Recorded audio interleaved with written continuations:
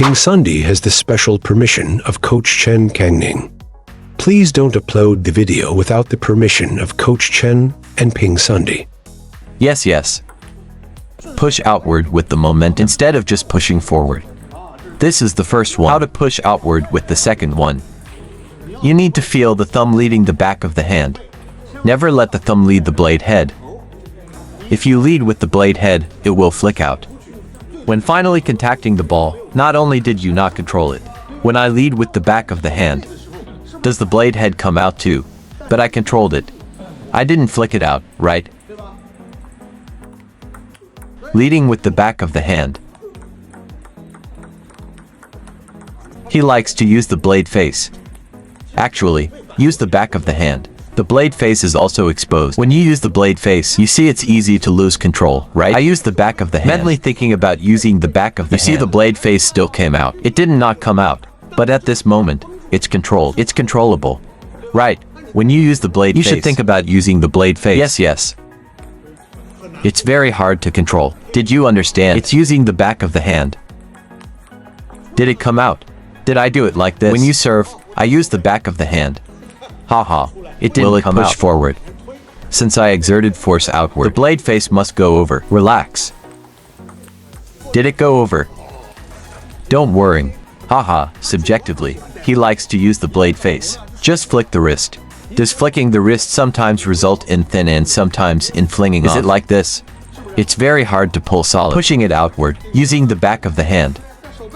Right. Even sometimes you feel what? When it reaches the end, using the back of the hand to push outward. Give it a try. Pretty. This is how it is, right? Isn't there a feeling of pushing outward and downward? Come, using the back of the hand to push outward and downward beautifully.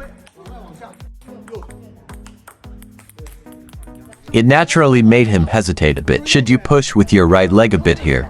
Look at this step. You just went straight out. I'm walking normally with strength. Your right foot should slide slightly to the side. Move to the side half a step. Yes. That's how you go out. Your hand stays the same. Body position stays the same. Your hand stays the same. Shift your weight. It went straight, right? Look, this is what I'm doing here. Your whole body snaps. Shouldn't your left foot eventually match your left? Did you push the ball out? Is it obvious? Right. What about you can't loop like that. It needs to be different. What about your right leg? It naturally made him hesitate a bit. Should you push with your right leg here? Look at this step. Look at table tennis. It's all about attacking and countering attacks. You attack, I counter. While I counter, let's see if I can come up with a new attack for you. Give you a challenge. Right. If I attack, you counter. Your counterattacks don't limit me. I keep attacking. Right. You attack me. During the counter, can I figure out how to put some pressure on you? Give you some restrictions. Alright, eventually, you'll have to counter my attacks. So, table tennis is a game of strategy. It's all about influencing and counter-influencing. Right. In a high-level match, where the players are evenly matched, they often switch between offense and defense in a single rally. Keep attacking and countering each other. The battle of attack and counter continues through the game. More transitions between attack and defense. Right. Two lower-level players exchange a few shots and it's over. One player attacks, the other can't counter. It's over. High-level players at a similar level have longer rallies with continuous attack and defense transitions. Counterattack, attack again. Everyone has attack and counterattack skills. So with more rallies and frenzied transitions. Yes.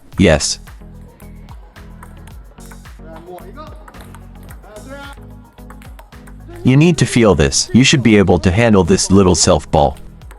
Do you understand what I mean? That means actively seeking these changes. What does actively seeking change mean? When the opponent doesn't limit you. I can make active changes. Yes, of course, I'm not just changing randomly.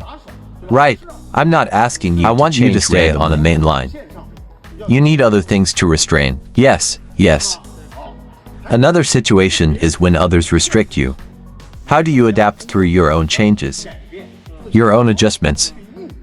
Yes, you need to have both of these abilities. Yes, when others don't restrict you, you can boldly make changes without changing the main line. When others restrict you, you can't simply do whatever you want.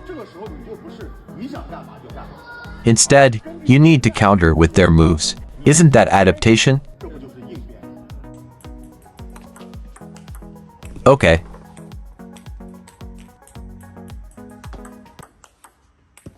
This one lacks elevation because I initiated the attack.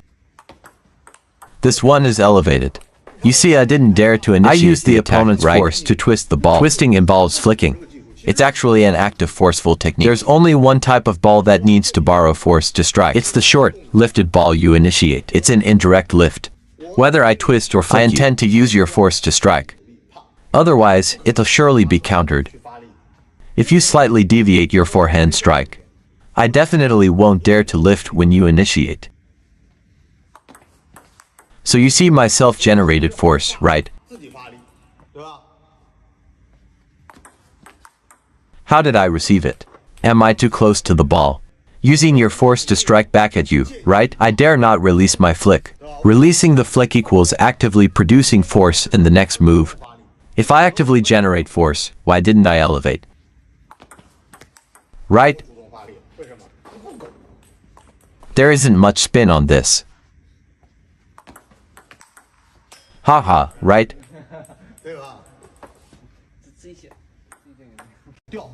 The control of the drop shot isn't quite there.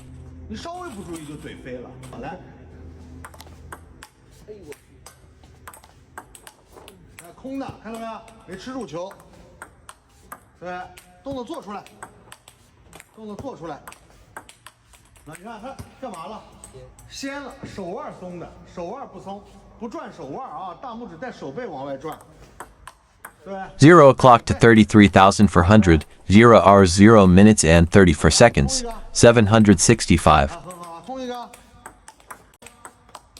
Don't make the drop shot too soft. Look, when you do a drop shot, you're lifting it up. It's just the contact point that's different. The loop just brushes the ball lightly. Did I lift it like this on the drop shot? Shouldn't the lift be flat like this? Right. The drop shot should have the same motion. Is there a difference between looping and serving? I'll wait a bit lower. Is it still spinning outward? Did I lift it higher? No, so should I still aim outward on the drop shot? Still aiming outward, then I'll add a loop. Should it still be outward? The brush still applies outward. What else should I do on the loop? The brush and contact are very apparent. Why? Because of the brush. It's related. Because the loop needs that brushing force. Just add that. I just did a drop shot. Will the arc sometimes be too high on the drop shot? Even if I make the arc higher. Did I lift it in my motion? I didn't lift it. Still spinning outward, right? The loop also spins outward. The loop just adds a slight top to it. It's just the sensation of adding that bit of top. It's the feeling of brushing the ball outward. It aims outward, right? Very good. Isn't this correct? Correct. Hit the ball cleanly. Good loop. Yes, yes. Brush the top lightly. Create friction on the opponent's shot. Brush the ball with your top. The opponent still creates friction when touching the ball. Yes, it has high quality, right?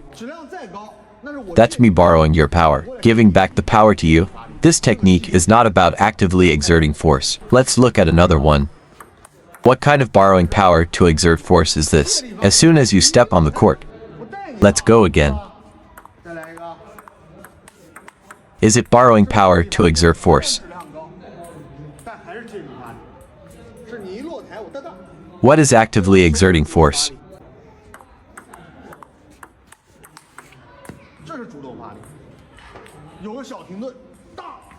Pull towards your opponent's side of the net.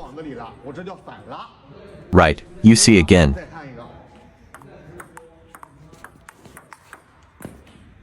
This is a backhand loop.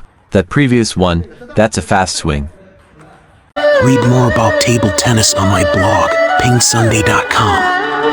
Get free ebook and coaching advices. See you in the next video.